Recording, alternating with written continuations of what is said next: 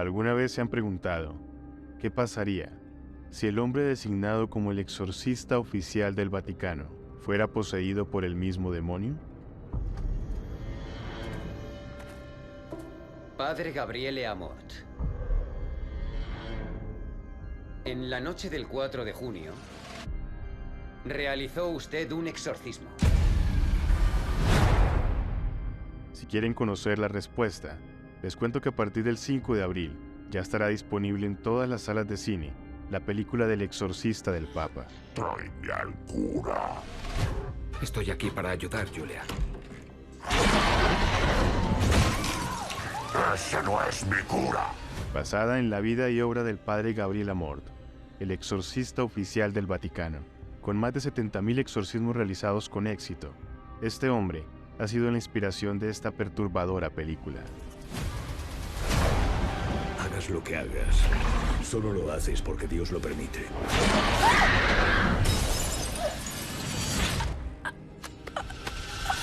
¿Ha permitido eso? Y es por eso que hablaremos un poco más acerca del ritual del exorcismo. ¿Cuáles son los pasos para llegar a estos síntomas de la posesión? Conoceremos un poco de la vida del padre Gabriele Amort. Y para cerrar, veremos el último exorcismo, grabado bajo su autorización para la televisión. Bienvenidos.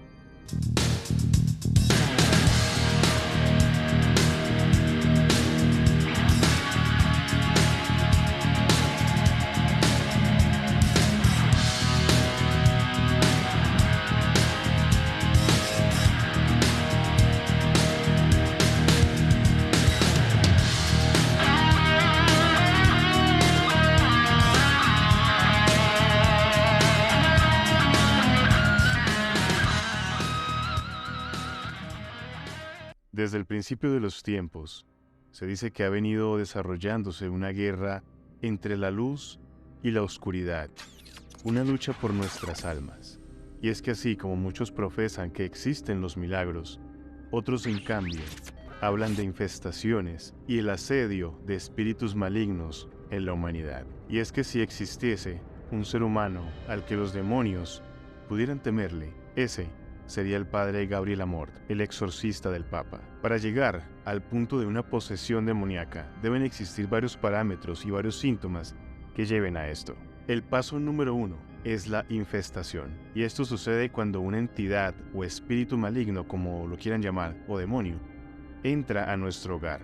Y aquí encontramos dos situaciones. Puede llegar porque simplemente sintió empatía por nuestra energía, o fue enviado a través de un trabajo de brujería. Y el tercer caso, no menos importante, es cuando le abrimos la puerta a través de una invocación, ya bien sea en una sesión de espiritismo o por medio de elementos como la tabla Ouija. Estas entidades llegan a nuestro hogar y empiezan a generar una energía completamente distinta, a generar discordias, peleas, enfermedades. Y es muy curioso porque mientras que estamos fuera de la casa, estamos bien en nuestro trabajo, en la universidad, pero cuando llegamos a la casa, nuestra energía cambia rotundamente, nos ponemos irritados, de mal genio, o por el contrario, depresivos, no queremos que nadie nos hable, y todo se vuelve un poco más turbio. Posterior a esto, empieza el hostigamiento por parte del demonio a la persona, haciéndola sentir que su espacio, su hogar, la única parte donde se siente segura, ha sido vulnerada. ¿Y cómo lo consigue? A través de sonidos o presentación por medio de la vista periférica o el rabillo del ojo. Empezamos a percibir sombras o que alguien pasa por detrás de nosotros. Empieza la presencia de plagas en nuestro hogar, como las moscas negras. Y posterior a ello, empieza a evolucionar con tal fuerza que esta entidad puede desarrollar el fenómeno que se conoce en la parapsicología como poltergeist, que es manipular objetos físicos y moverlos, e incluso usarlos en contra de la integridad de la persona. Cuando esta entidad o demonio logra que la persona sienta miedo, se sienta vulnerable, ellos conocen todos nuestros temores, nuestros miedos y nuestras culpas, así que intentarán doblegarnos por medio de ellas. Voces ocultas.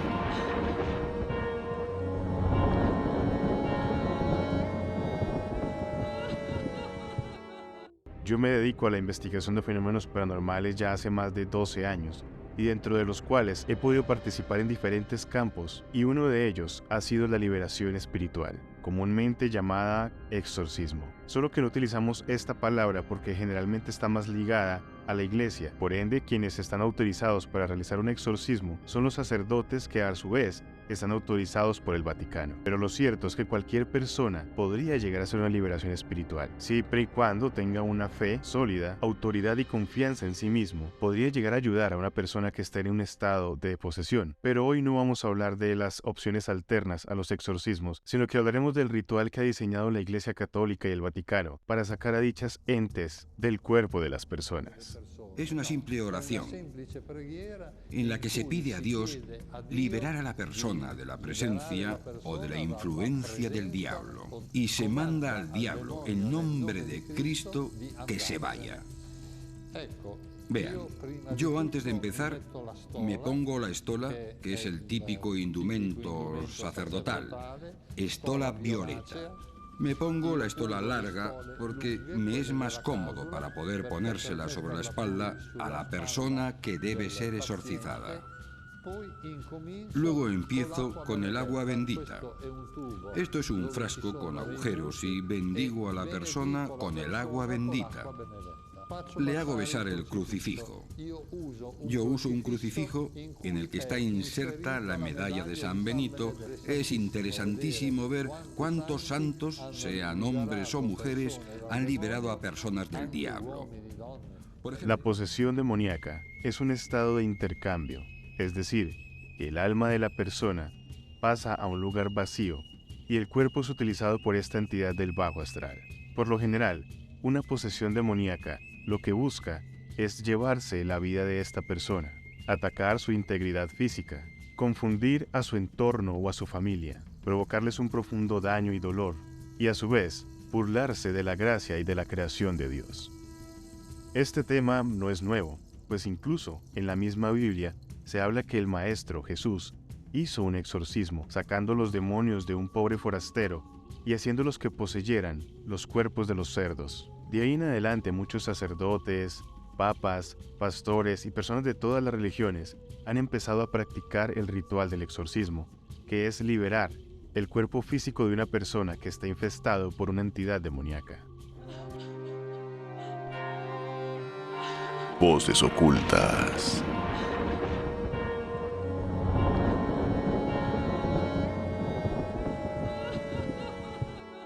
Según el Vaticano, hay una lista de síntomas que podrían ayudar al exorcista a identificar si la posesión es real o psicológica. Yo les comentaba que dentro de este tiempo que llevo trabajando en la investigación de fenómenos paranormales, he participado en liberaciones espirituales y mal contadas he estado en unas 12 oportunidades en situaciones como estas, y puedo garantizar que 2 o 3 de todas esas situaciones fueron reales.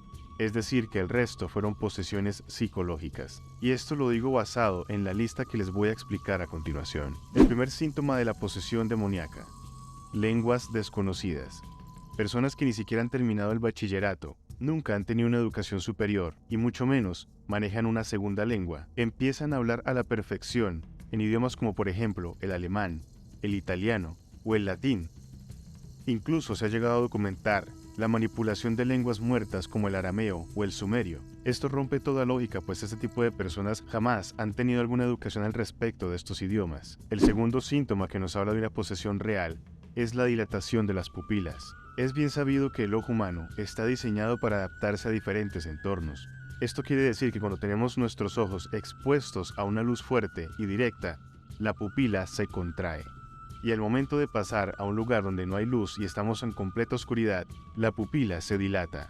En un estado de posesión, la pupila permanece completamente dilatada, aún siendo expuesta a una fuente de luz directa. El tercer síntoma de la lista: fuerza descomunal. Yo he podido presenciar, con mis propios ojos, a mujeres de contextura delgada y tamaño pequeño, bajo un estado de posesión demoníaca, ganarle en fuerza a 4 hombres fuertes y robustos, los cuales no han podido sujetarla ni poderla controlar, porque su fuerza es descomunal. El cuarto síntoma es el rechazo a la ingesta de alimentos. El demonio quiere debilitar la materia física, por lo tanto no permite que se alimente. Escasamente permite que trague un poco de gelatina o agua, pero nunca algo sólido. El quinto síntoma es el rechazo o burla a la simbología religiosa. A diferencia de como hemos visto en algunas películas, algunas entidades tienden a burlarse de los símbolos católicos, haciéndoles saber a los exorcistas que no podrán hacer nada con ellas. El sexto síntoma de la lista, conocimiento de lo desconocido o la adivinación. Y aquí quiero hacer un paréntesis porque cuando ustedes vean la película El exorcista del Papa, van a poder identificar toda esta lista que les acabo de brindar, pues el padre Gabriel Amorth conocía este protocolo de memoria, y en este punto buscaba que los demonios supieran su nombre, aún sin él haberse presentado, y sin que nadie en la casa hubiese nombrado al padre. Y el último síntoma de la lista, manifestaciones paranormales. Los famosos poltergeists, que es la manipulación de elementos físicos por parte de estas entidades, es decir, puertas que se azotan, escuchar pasos o susurros, manifestaciones esporádicas de estas entidades, psicofonías o psicografías, entre otras. En este punto quiero hablarles sobre una experiencia que tuve en una liberación espiritual, comparando un poco con las situaciones que veremos en la película El exorcista del Papa. Pues durante estas visitas tuve la oportunidad de presenciar la liberación en un niño menor de edad. Al igual que en la película, el padre Amorth, interpretada por el actor Russell Crowe, quien días después de haber grabado la película da una entrevista y confiesa no ser muy creyente de estos fenómenos sobrenaturales, sí demuestra un fuerte respeto por el trabajo del padre Gabriel Amorth y está abierto a la creencia de que existen fuerzas sobrenaturales que pueden estar manejando los hilos de nuestro planeta. El protocolo indica que cuando son menores de edad no se puede hacer absolutamente nada sin el consentimiento de sus padres. Al igual que como lo veremos en la película, el padre Amorth, cada que lleva un nuevo caso, revisa el historial médico de las personas para descartar que no tengan alguna enfermedad mental y posterior a ello, empieza a descartar los síntomas de la lista que anteriormente hemos visto. Una vez se ha identificado que la posesión es real, se activa el protocolo del exorcismo. Y para cerrar este video, conozcamos uno de los últimos exorcismos que realizó y que permitió ser grabado en casi toda su totalidad. Antes de partir de este mundo, el padre Amorth permitió que uno de sus últimos exorcismos fuera grabado para la televisión. Es importante recalcar que lo que estás a punto de ver puede llegar a herir susceptibilidades. Cristina está poseída por el diablo, o por lo menos se suavizan quienes la conocen de cerca y quienes la acompañan en su noveno exorcismo a manos del padre Gabriel Amorth.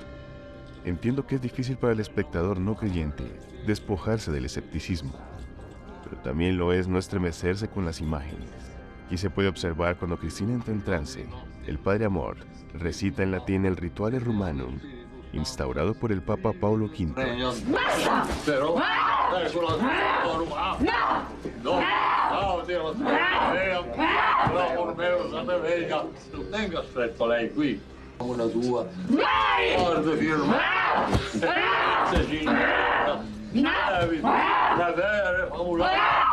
Per Cristo, Dominum nostrum.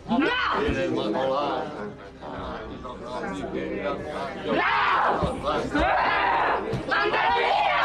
Dario da porta! Dario da porta! Via da crescesino recurri, con me per l'esercito sui fettini. Addio Deiterum, non è infirmitate. Io sono Satana! Basta!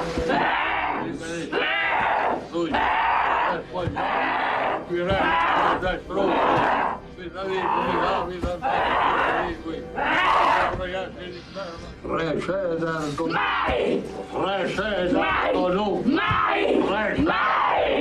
Mai! Mai! Domine! Receder!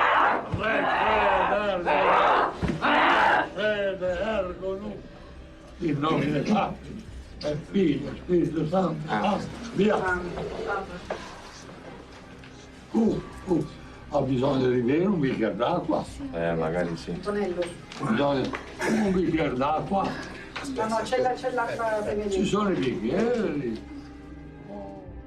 Y bien, ya para terminar quiero darles mi punto de vista acerca de esta película, El exorcista del Papa. Una película que solo desde el tráiler ya se veía que valdría la pena ir a verla. En este caso tuve la oportunidad de ser invitado por Sony para ir a la premiere y poder pasar un rato muy agradable de casi 2 horas en una película en que no te permite pegar la espalda al asiento, porque empieza fuerte y empieza rápido. Es una película que no se pone a darle largas al asunto y que entre un ambiente tenso, sustos y sonidos bien colocados, mezclado con un poco de humor negro que tenía el padre Gabriel Amort y que el actor Russell Crowe interpreta a la perfección, hacen que el tiempo no se sienta. La película te va llevando por un camino donde te van dando pistas y pistas para tratar de llegar a un porqué de esta situación, y si solamente es uno o varios demonios quienes están atacando a esta familia. Así que sin duda es una película que vale la pena ver, vale la pena recomendar, que si a ustedes les gusta todo este tema de conspiración, del Vaticano, los secretos y los rituales de exorcismos, se la van a disfrutar. Así que por favor, vayan a verla y cuando lo hagan, regresen a este video y déjenme su comentario de qué les pareció esta película. Sin más que decir, nos vemos en un próximo capítulo de Voces Ocultas. Buenas noches.